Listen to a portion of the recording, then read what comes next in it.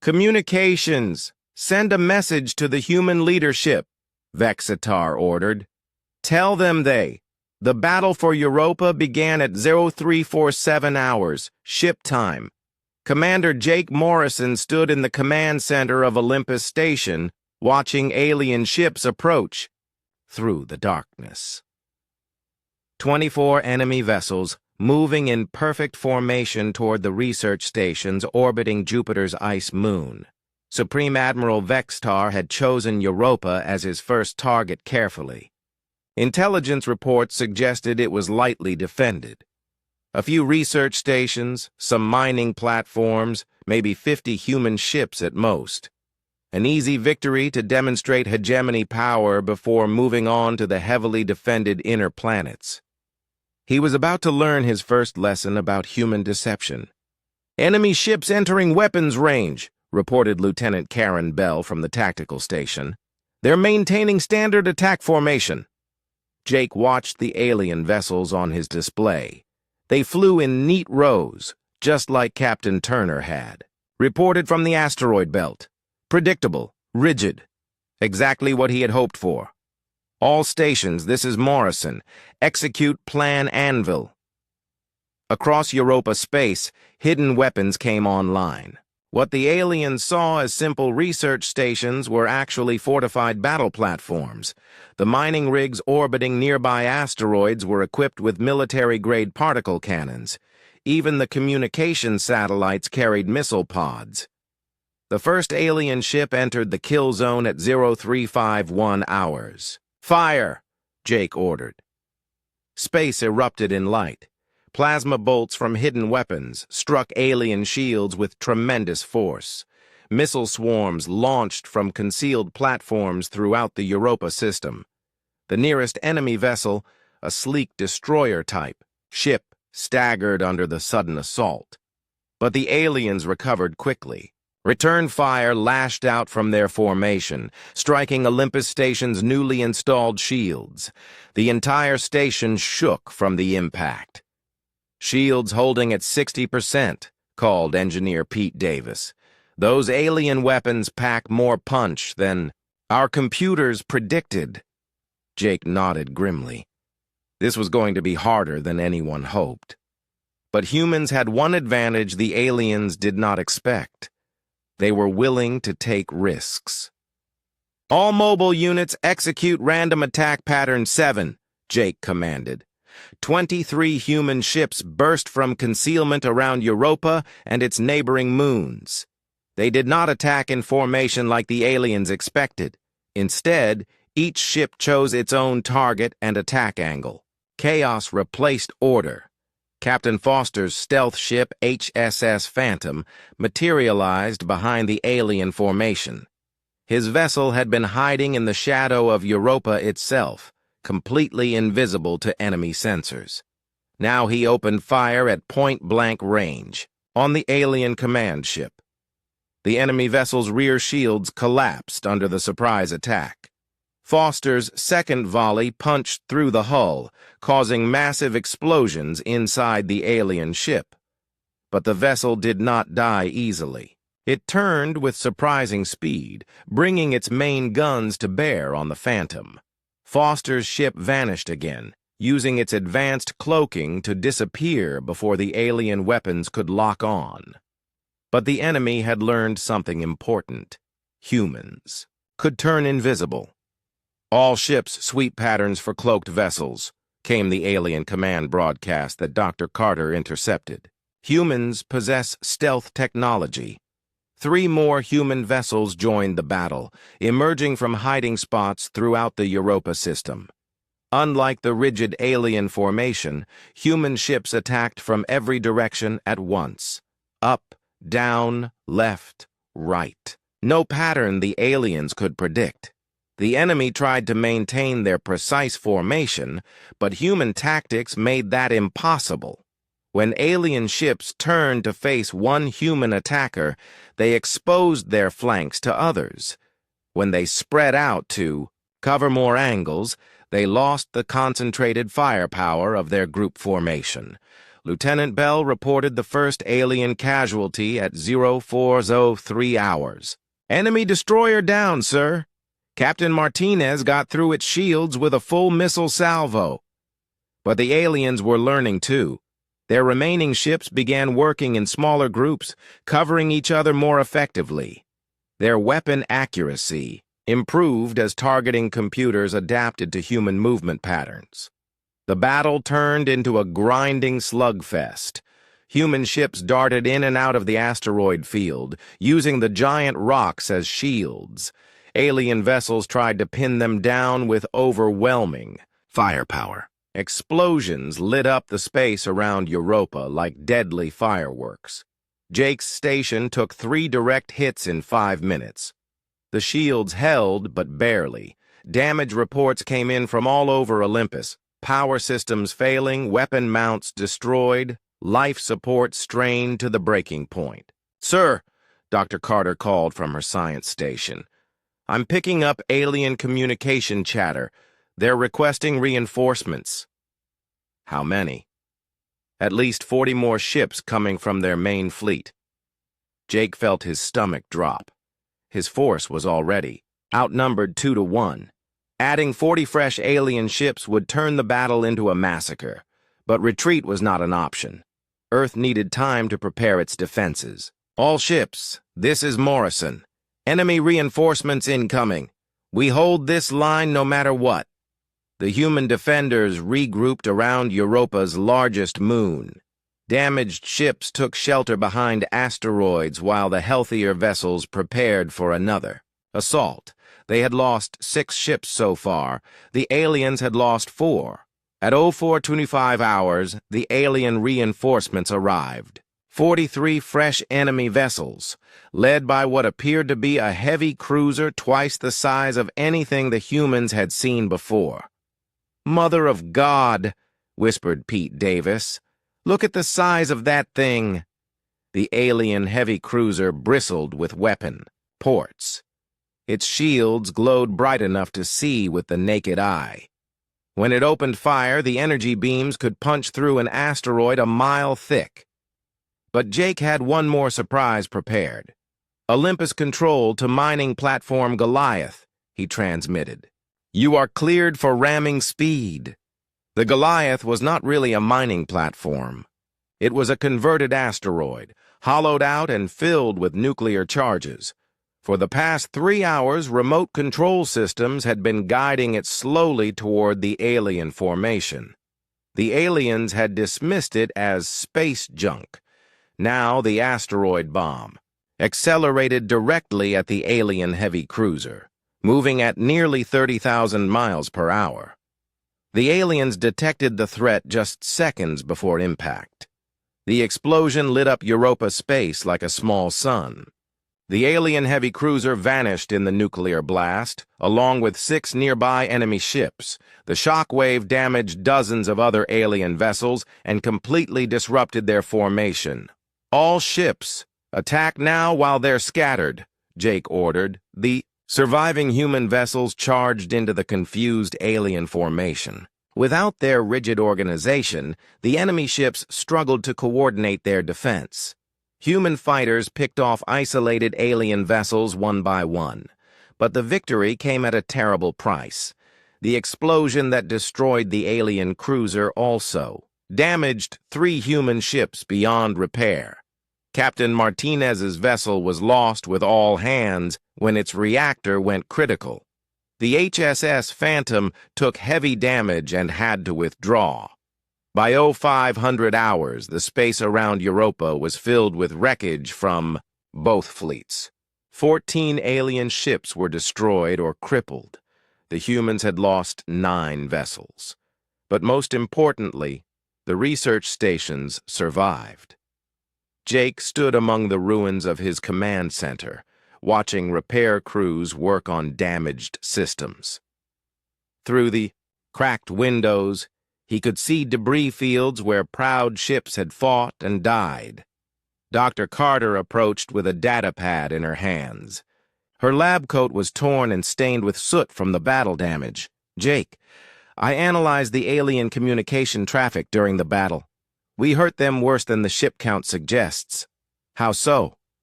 They were completely unprepared for our tactics. Their computers kept trying to predict our movements based on their own rigid formations. When we attacked randomly, their targeting systems couldn't adapt fast enough. Jake nodded. But they'll learn from this.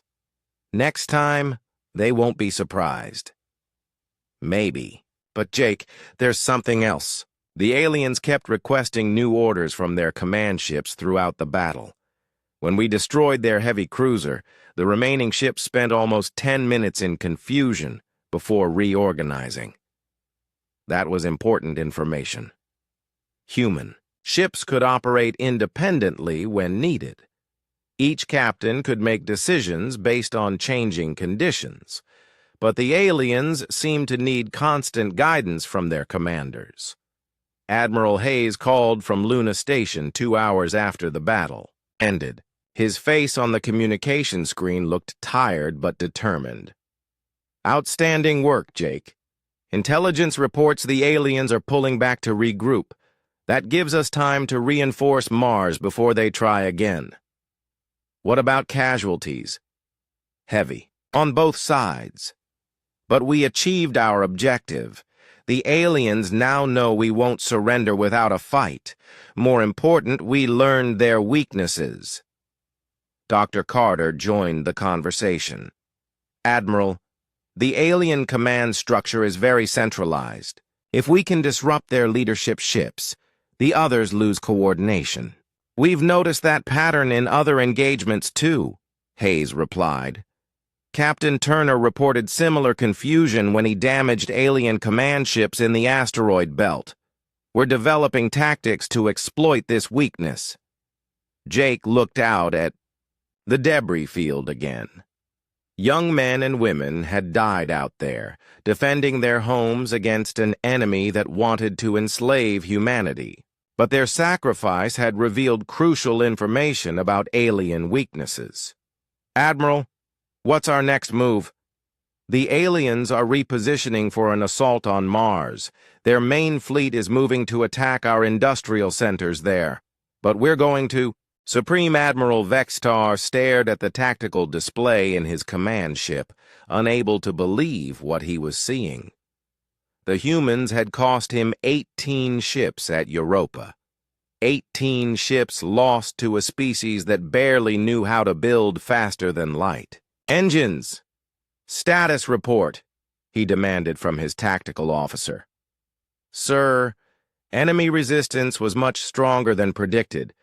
They used deception tactics, hiding weapons in civilian facilities. Their ships attacked without formation discipline.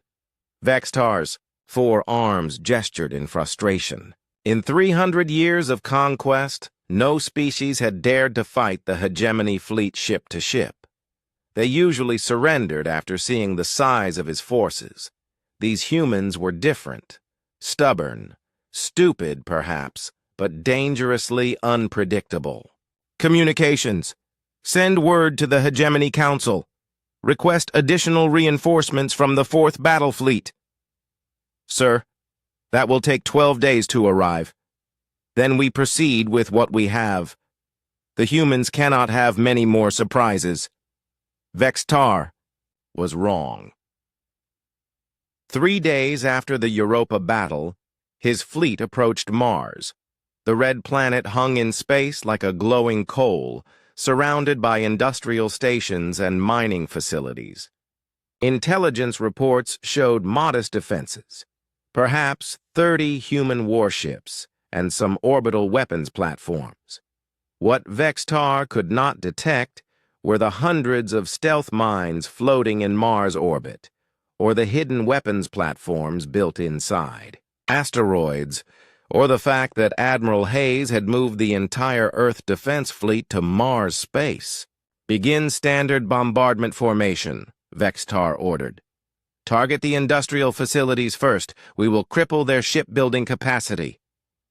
The hegemony fleet moved toward Mars in perfect geometric patterns. 230 ships arranged in precise attack formation. It was beautiful to watch, like a deadly dance performed in the vacuum of space.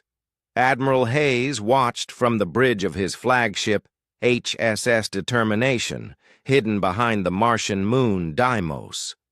His entire fleet was concealed throughout Mars space, behind moons, inside asteroid clouds, even hiding in the shadows of Mars itself. "All ships maintain radio silence," Hayes commanded. "Let them get closer." Captain Foster's rebuilt stealth squadron waited in the outer system. His ships had spent 2 days infiltrating the alien formation, moving undetected between enemy vessels. Now they were positioned perfectly for maximum damage. Dr. Carter monitored alien communications from her station aboard the Determination. The aliens still used predictable command protocols, with orders flowing from their flagship to smaller vessels. But now humans knew how to disrupt those orders. "Admiral," Carter reported, "alien command ship is transmitting attack coordinates to the fleet. They're targeting the orbital shipyards first." "Perfect. That means they'll bunch up around the primary targets. Signal all units. Prepare to spring the trap." The alien fleet reached Mars orbit at 1347 hours. Vextar's ships spread out to bombard multiple targets simultaneously. But as they moved into position, they entered a carefully prepared killing field. "Execute Operation Red Sand," Hayes ordered. The first surprise came from Captain Foster's stealth ships. 12 human vessels suddenly materialized inside the alien formation, their cloaking systems deactivating as they opened fire at point-blank range. Alien shields flared and failed under the unexpected assault. The second surprise came from the asteroids. What looked like ordinary space rocks suddenly opened up, revealing hidden weapons batteries. Mass drivers launched tungsten projectiles at nearly light speed, particle beams that could cut through starship hulls like paper. The third surprise came from above and below. Human warships emerged from behind Mars's moons, attacking the alien formation from angles the enemy had not expected. The rigid hegemony battle plan collapsed into chaos within minutes. But the biggest surprise was the minefield. As alien ships maneuvered to escape the trap, they triggered hundreds of stealth mines floating throughout Mars space. Nuclear explosions lit up the orbital zone like deadly fireworks. Ships that survived the mines ran straight into Admiral Hayes's main battle line. The HSS Determination opened fire with its experimental graviton cannons. The new weapons created miniature black holes that tore apart alien hulls at the molecular level. 6 enemy ships died in the first volley. Vextar's flagship shuddered under massive impacts as human ships concentrated their fire on the alien command vessel. His bridge filled with smoke and alarms as systems failed throughout the ship. Damage. "Report!" he shouted over the noise. "Shields at 20%. Hull breaches on 7 decks. Main weapons offline." "How many ships have we lost?" 43 confirmed destroyed, sir. Another 60 damaged." In 30 minutes of fighting, the humans had crippled 1/3 of his fleet. Vextar could not understand how this was possible. His ships had superior weapons and stronger shields. But the humans fought like madmen, taking terrible risks that no rational commander would attempt. Captain Alex Turner led a squadron of human destroyers in a suicide run against the alien heavy cruisers. His ships charged straight into the heart of the enemy formation, absorbing tremendous damage as they closed to knife-fighting range. "All ships, ramming speed," Turner ordered. "We're going to show these aliens what humans do when they're cornered." Turner's flagship USS Liberty collided with an alien battleship at full velocity. Both ships disappeared in a massive explosion that lit up Mars space. But his sacrifice created a gap in the alien line that other human ships exploited ruthlessly. Commander Jake Morrison arrived from Europa with every ship that could still fly. His small force of converted research vessels and mining ships looked pathetic compared to the sleek alien warships. But they carried something the aliens did not expect: nuclear mining charges. "This is Morrison to all mining ships," Jake transmitted. "Deliver your packages and get out." His converted mining vessels darted between the larger warships, using their small size and agility to avoid alien weapons. When they reached their targets, they released their cargo: nuclear charges designed to break apart asteroids, now used against alien ships. The explosions crippled 6 more enemy vessels. But the tide of battle truly turned when Dr. Carter's plan worked perfectly. She had been studying alien communication protocols for weeks, learning how their command structure operated. Now she put that knowledge to use. "Admiral, I'm ready to try the communication virus," she reported. "Do it." Carter transmitted a carefully crafted signal toward the alien flagship. To the enemy computers, it looked like a routine status update from one of their own ships. But hidden in the code was a virus designed to disrupt their command network. The virus spread through the alien fleet like wildfire, jumping from ship to ship through their communication links. Suddenly, alien vessels stopped receiving orders from their commanders. Some ships flew in circles, waiting for instructions that never came. Others opened fire on their own allies, their targeting computers corrupted by the virus. Vextar watched his fleet fall apart in horror. Ships that had fought together for decades now attacked each other. His carefully planned formation dissolved into complete chaos. "Cut all communication links," he ordered desperately. "Isolate each ship." But it was too late. The damage was done. Half his fleet was either destroyed, damaged, or completely out of control. Admiral Hayes pressed his advantage mercilessly. Human ships poured fire into the confused alien formation. Without coordination, the enemy vessels fell one by one. "Sir," Captain Foster reported from his stealth ship, "alien forces are attempting to retreat." "Let them go," Hayes replied. "But make sure they know they're running." The battle ended after 4 hours of savage fighting. Vextar's fleet limped away from Mars with less than half its original strength. 87 alien ships were destroyed. Many more were damaged beyond immediate repair. Human losses were also heavy. 28 ships destroyed, including Turner's beloved USS Liberty. But unlike the aliens, human casualties had purpose. Every ship lost had taken multiple enemies with it. Jake Morrison brought his damaged mining ship alongside the HSS Determination for emergency repairs. His small force had performed miracles during the battle, but at terrible cost. Half his people were wounded or dead. "Jake," Admiral Hayes called from the main screen. "Outstanding work out there. Your mining ships caused more damage than some of my heavy cruisers." "We did what we had to do," Jake replied quietly. "But Ben, we can't take many more battles like this. The aliens still have more ships than us." "Don't worry about that. After today, I don't think they'll be so eager to attack human worlds." Dr. Carter's virus had done more than disrupt the battle.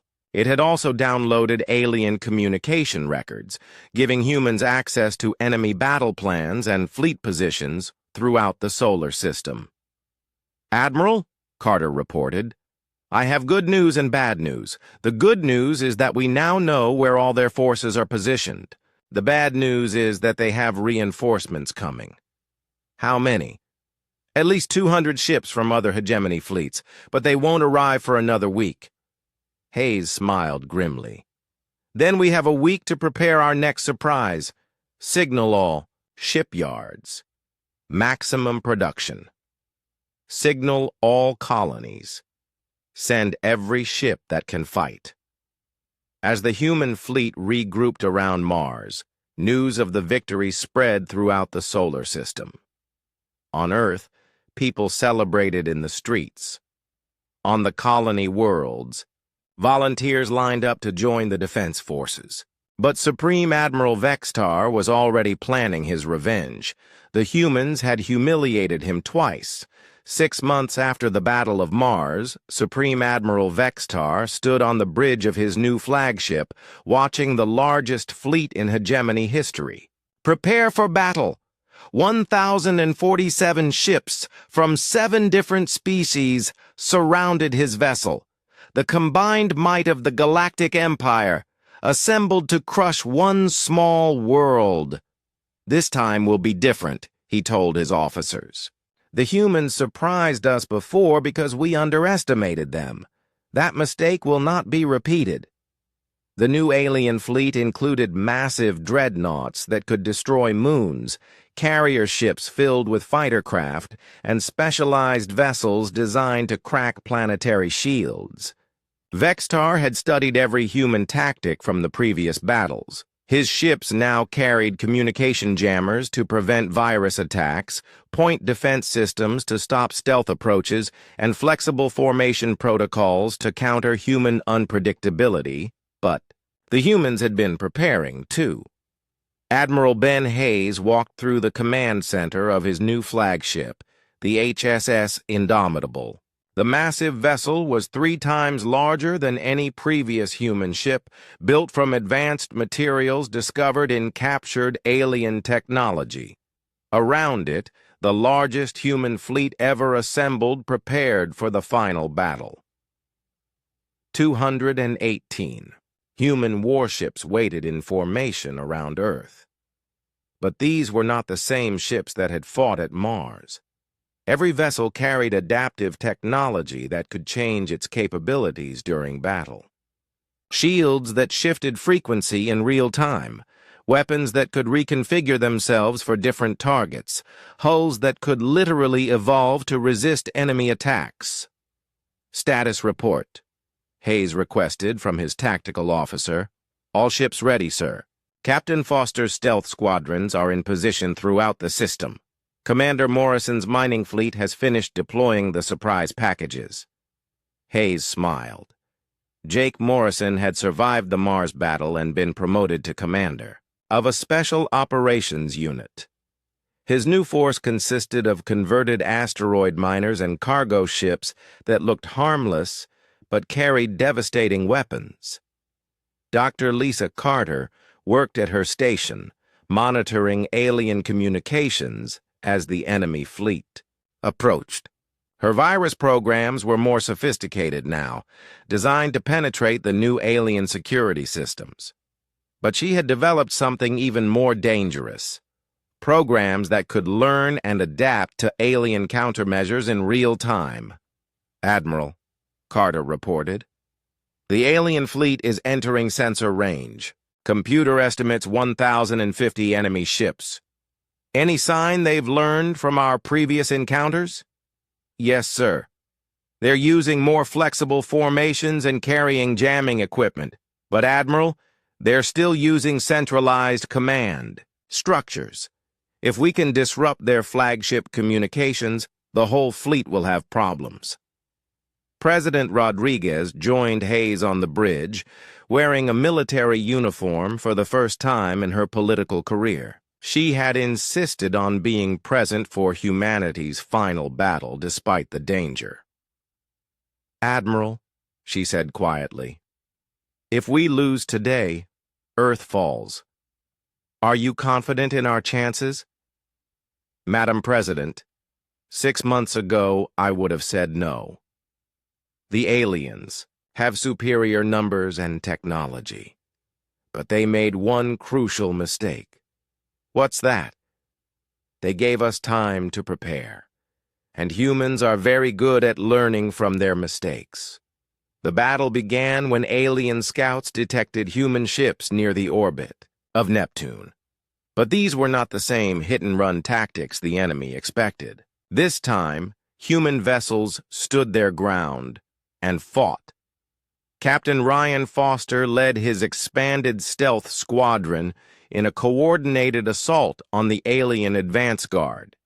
His ships had been upgraded with new cloaking technology that made them completely invisible to most sensors. They struck without warning, destroying 12 enemy vessels before vanishing again. But the aliens adapted quickly. Their main fleet began using wide-spectrum sensor sweeps that could detect cloaked ships. When Foster's vessels tried to repeat their stealth attacks, alien point defense systems were ready. The HSS Phantom took heavy damage and had to withdraw. 2 other stealth ships were destroyed by concentrated alien fire. Foster realized the enemy had learned to counter human invisibility. All stealth units switched to harassment tactics, Foster ordered. Keep them guessing, but don't get caught. Meanwhile, the alien main fleet continued toward Earth in a formation that covered thousands of miles of space. Vextar had arranged his ships in overlapping defensive layers, with powerful dreadnoughts at the center and smaller vessels providing screens against human attacks. Humans will try to repeat their Mars tactics, he told his staff. They will attempt to lure us into an ambush. But this time we are prepared. The alien fleet passed the orbit of Mars without incident. No hidden weapons revealed themselves. No stealth mines exploded. The path to Earth appeared clear. That should have worried Vextar. Instead, it made him confident. Begin final approach. To the human homeworld, he ordered. All ships, prepare for orbital bombardment. But as the alien fleet entered Earth's outer sensor network, something unexpected happened. Human ships began appearing everywhere. Not just military vessels, but converted cargo haulers, mining ships, even luxury passenger liners armed with improvised weapons. Earth had mobilized its entire civilian space fleet for the final battle. Over 400 vessels of every size and type surrounded the planet. Most were not real warships, but they carried human crews willing to die for their world. My God, whispered President Rodriguez. Look at them all. Hayes nodded with pride. Every human settlement in the system sent ships. Even the research stations contributed their shuttlecraft. We may not have the biggest fleet, but we have something the aliens don't understand. What's that? We're fighting for our home. The battle erupted across the entire Earth system. Alien dreadnoughts opened fire on the human fleet with weapons that could vaporize mountains. Human ships responded with swarms of missiles and adaptive energy weapons that changed frequency faster than alien computers could track. But the real surprise came from Jake Morrison's Special Operations Fleet. His converted mining ships looked helpless against the massive alien vessels. But when they reached their targets, they revealed their true purpose. Morrison's ships were loaded with gravity bombs, weapons that created artificial black holes for brief moments. When detonated inside an alien ship, they tore the vessel apart from within. 6 enemy dreadnoughts died to Morrison's suicide runs. All mining units deploy packages and withdraw, Morrison ordered over the communication network. But withdrawal was impossible. Alien fighters swarmed around the human mining ships, destroying them one by one. Morrison watched his crews die, knowing their sacrifice was buying time for the larger battle. Admiral Hayes pressed his attack against the alien command ship. The HSS Indomitable traded fire with Vextar's flagship in a duel that lit up space with energy beams and missile explosions. Both vessels suffered massive damage, but neither would yield. Sir, Carter reported from her station. I'm ready to deploy the new virus programs. Do it. This time, Carter's attack was not just software. She had developed programs that could physically damage alien computer systems, causing them to overload and explode. The virus spread through the alien fleet like a plague, disabling ships throughout their formation.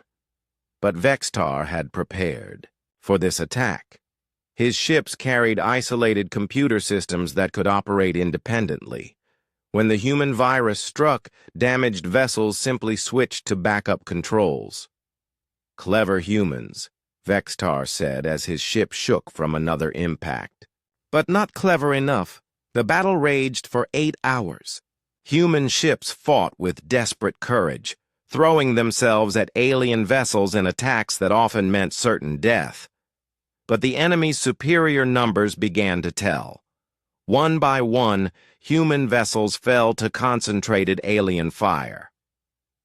Captain Foster's stealth ship was finally cornered and destroyed by alien fighters.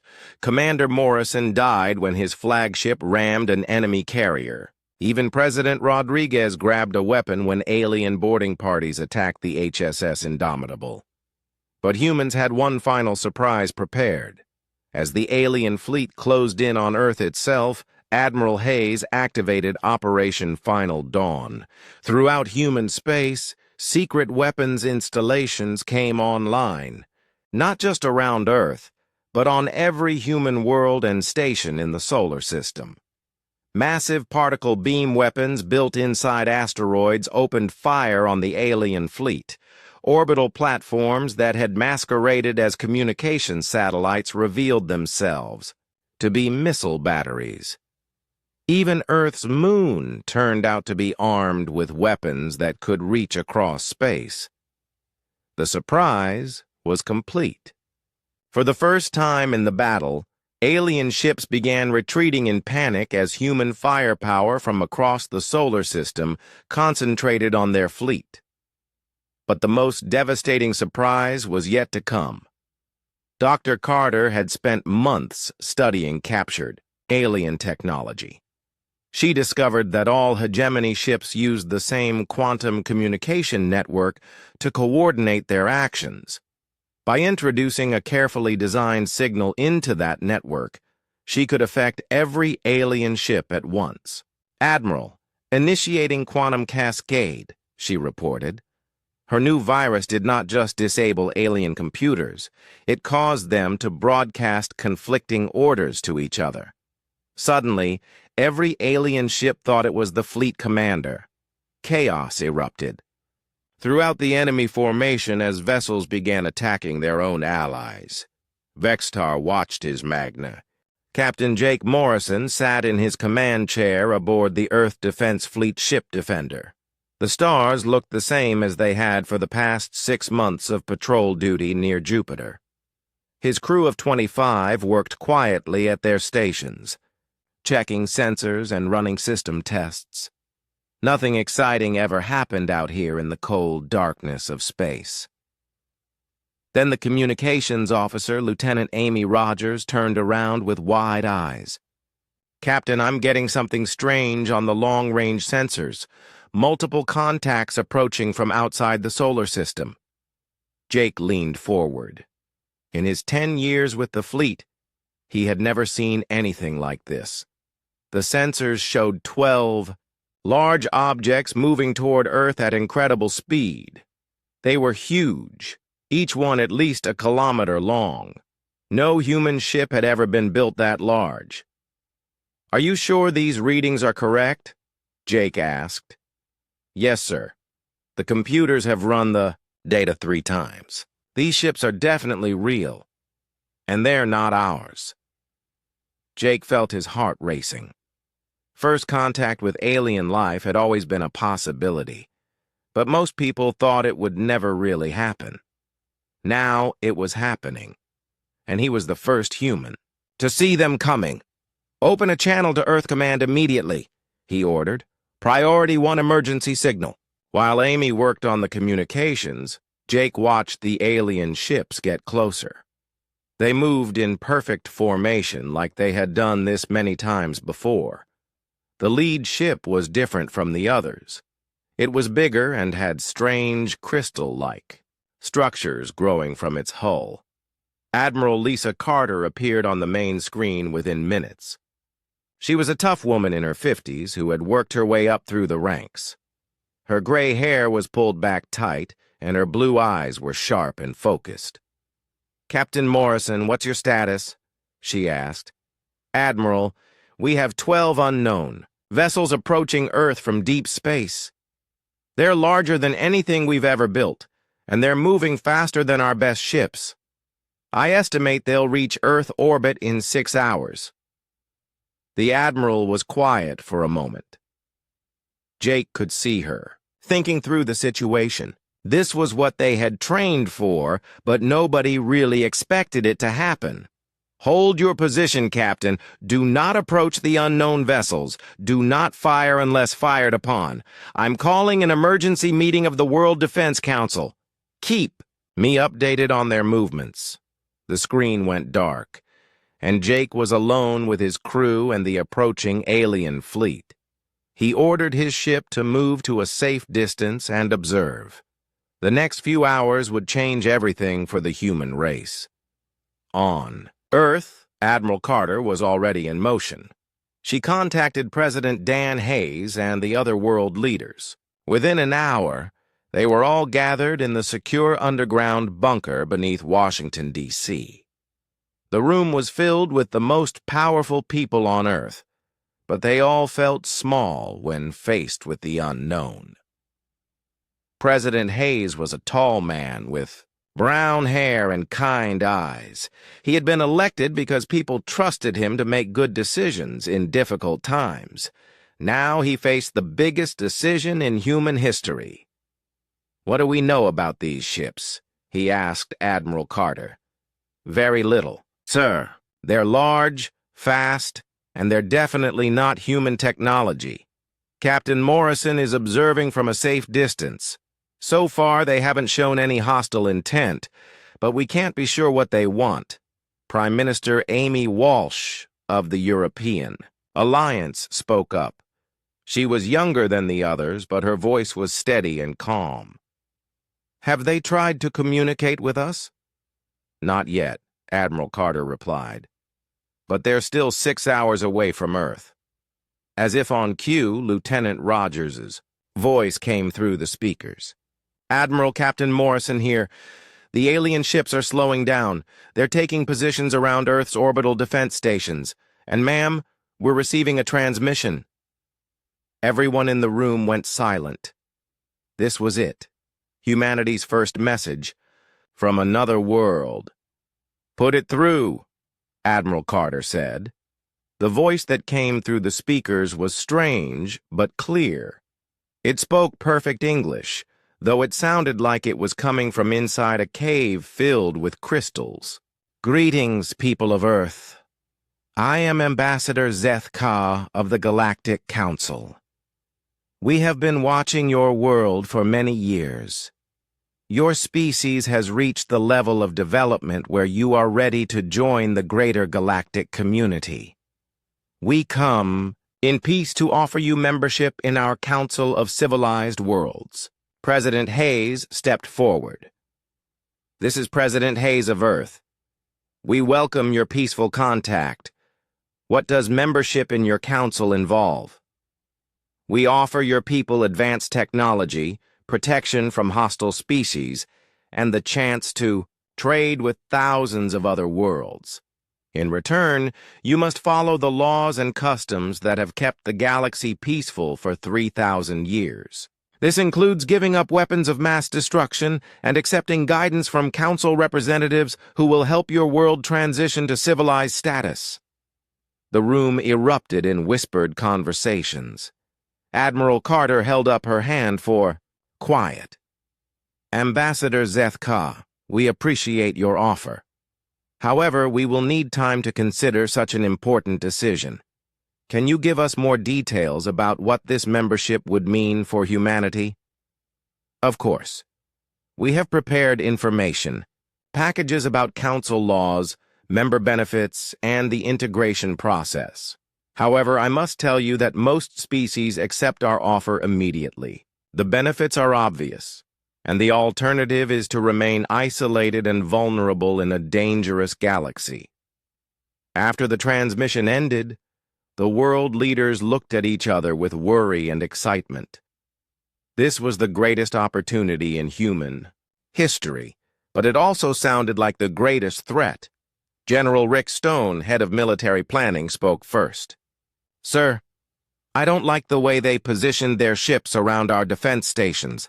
That's not a diplomatic formation, that's a siege." Dr. Helen Price, Earth's top scientist, nodded in agreement. "And this talk about guidance from council representatives sounds like they want to put their people in charge of our government." President Hayes looked around the room. "What are our options?" Admiral Carter pulled up a tactical display. "We have 30 ships in the defense fleet plus orbital weapons platforms and ground-based missile systems. But these alien ships are much larger than ours. If they're hostile, we're outgunned by at least 10 to 1. "What about their offer of advanced technology?" asked Prime Minister Walsh. "It could be legitimate," Dr. Price said. "But it could also be a way to make us dependent on them. If they control our technology, they control us." President Hayes made his decision. "We'll negotiate, but we go in with our eyes open. I want full analysis of everything they tell us, and I want our military ready for anything." Over the next 3 days, human and alien representatives met aboard a neutral space station that the aliens constructed between Earth and the Moon. The station was beautiful, made of the same crystal-like material as their ships. But to the humans, it felt more like a prison than a meeting place. Ambassador Zeth Ka was tall and thin, with skin that looked like living crystal. His voice echoed strangely when he spoke, and his eyes glowed with their own light. He seemed friendly enough, but there was something cold about him that made the humans uncomfortable. The aliens' offer seemed generous at first: advanced medicine that could cure all diseases, energy technology that would end pollution forever, faster-than-light travel that would open the galaxy to human exploration. It sounded like paradise, but as the negotiations continued, the true cost became clear. Humanity would have to give up all nuclear weapons and dismantle their military. Earth's population would be limited to prevent overcrowding. Human culture would be modified to remove violent elements like competitive sports and action movies. And a council administrator would oversee all major decisions made by human governments. Captain Morrison, who had been observing from his ship, sent a private message to Admiral Carter. "Ma'am, I've been watching their fleet movements. They've, moved into position to blockade Earth completely. We couldn't get a supply ship through their formation if we wanted to." That night, President Hayes called another emergency meeting. The world's leaders gathered once again in the underground bunker. But this time the mood was very different. "They're not offering us membership," President Hayes said quietly. "They're demanding surrender." 3 weeks passed with daily meetings between human and alien representatives. The talks took place in the United Nations building in New York, with cameras broadcasting every word to the world.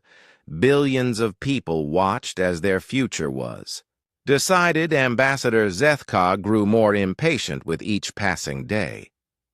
His crystal skin seemed to dim when he was frustrated, and he made clicking sounds that the translators couldn't interpret.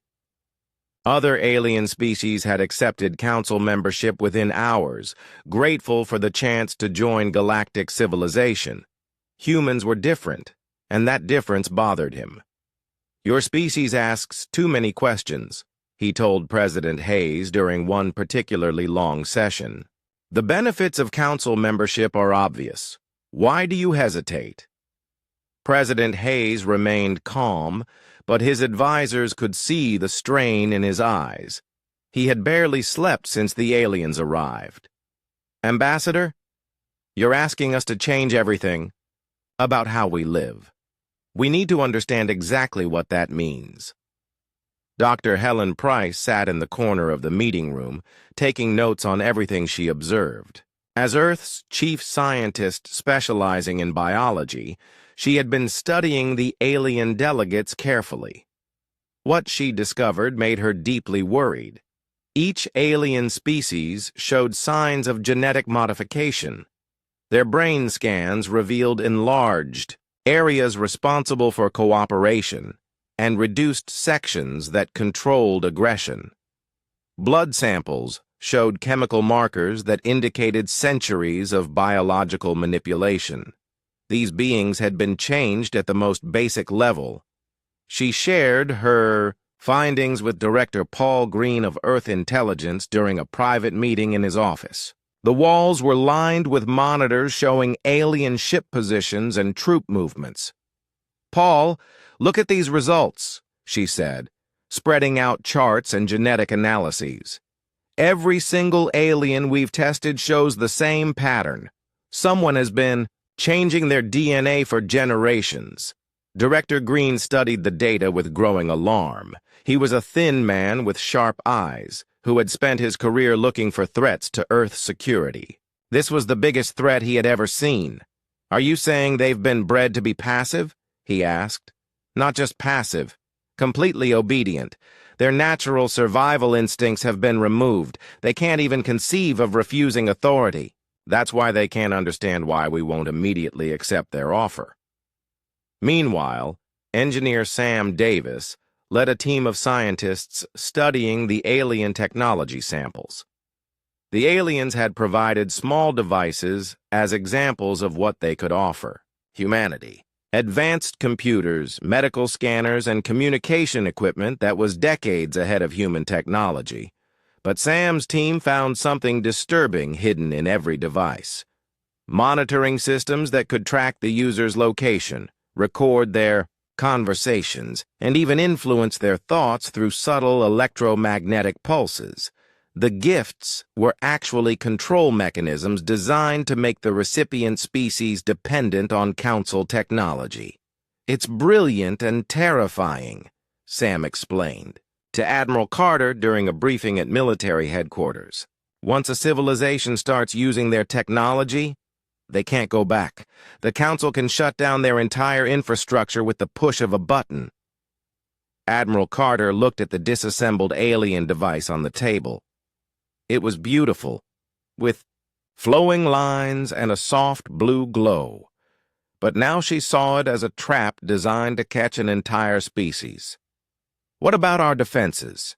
she asked General Rick Stone, who stood beside her studying tactical displays. "We're outgunned, but we're not helpless," the general replied. He was a big man with scarred hands from his years as a combat soldier. "Our weapons are primitive compared to theirs, but they're not expecting resistance. Every Council species has surrendered peacefully for 3,000 years. The breaking point came during the 4th week of negotiations. Ambassador Zeth Ka had grown tired of human questions and delays. He stood up during the morning session, his crystal form seeming to grow taller and more menacing. "Your time for consideration has ended," he announced. "The Council has been generous with its patience, but that patience has limits. You have 72 hours to accept membership or face the consequences."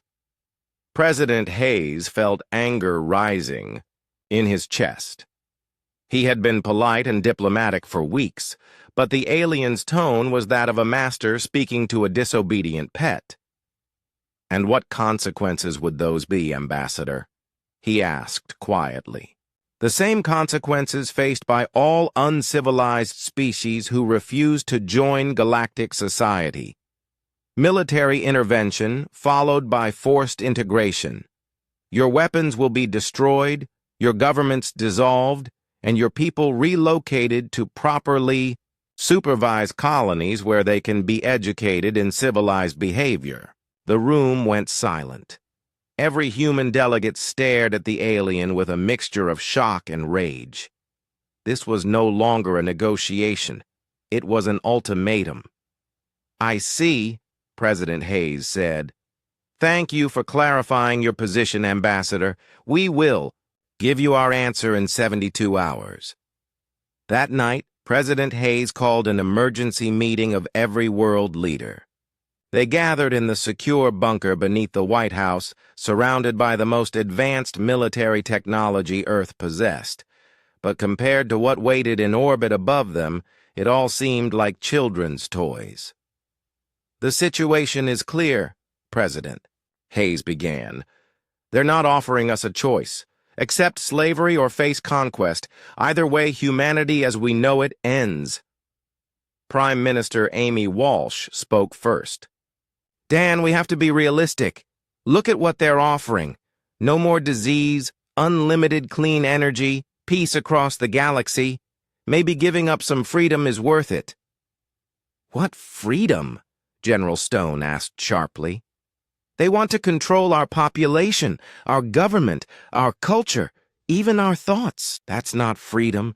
That's a cage with pretty bars." Dr. Price stood up with her research files. "I need to show you all something." She activated the wall display and showed her genetic analysis of the alien delegates. Every council species has been systematically modified to remove aggressive and independent traits. They're not offering to make us members of their civilization. They're offering to turn us into pets. The room erupted in angry voices as world leaders argued about their options. Some wanted to negotiate further, hoping to find a compromise. Others insisted that any deal with the aliens would be the end of human independence. Director Green raised his hand for silence. "There's something else you all need to know. Our intelligence analysis shows that the alien fleet has moved into a complete blockade formation around Earth. No ships can get in or out. This isn't a diplomatic mission. It's an invasion force." Admiral Carter activated the tactical display, showing the positions of both human and alien ships. "We have 30 ships against their 12. But their ships are 10 times larger than ours, and their weapons are far more advanced. In a straight fight, we'd lose in minutes." "Then we don't." "Fight straight," Captain Morrison said. He had been called in from his ship to attend the meeting. "We fight dirty. We use every advantage we have." "What advantages?" asked Prime Minister Walsh. "They have superior technology, larger ships, and more firepower." Captain Morrison looked around the room at the most powerful people on Earth. "They have one big disadvantage. They've forgotten how to fight. For 3,000 years, every species has surrendered to them without resistance. They have no experience dealing with people who fight back." President Hayes felt something stirring in his chest. It wasn't hope exactly, but it was determination. The kind of feeling his ancestors must have had when they faced impossible odds and fought anyway. "What are you suggesting, Captain?" "I'm suggesting we tell them no. Not just no to their offer, but no to their ultimatum. No to their threats. No to everything they represent." The room went quiet again. Everyone was thinking about what that choice would mean. War against a vastly superior enemy. The possible destruction of human civilization. The deaths of millions, maybe billions of people. But they were also thinking about what surrender would mean. The end of human independence. Their children raised as obedient servants to alien masters. Their culture erased and replaced with whatever the council deemed acceptable. General Stone spoke first. "I've been a soldier for 30 years. I've seen what happens to people who give up their freedom to buy safety.